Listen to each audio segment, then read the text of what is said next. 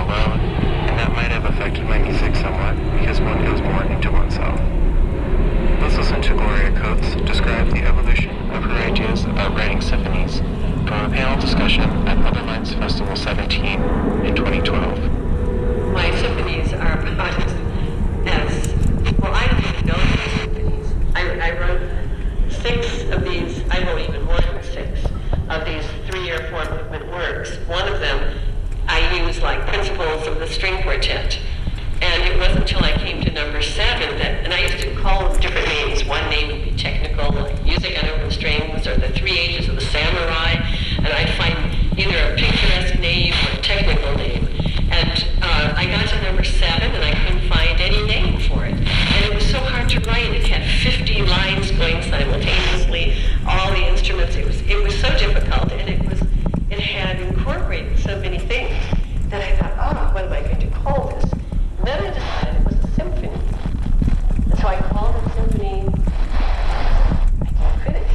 Because what were those other pieces? If this is a symphony, then what were the others? So I went back and I renumbered them. But finally, there were 3 of them that went on a CPO CD in Germany.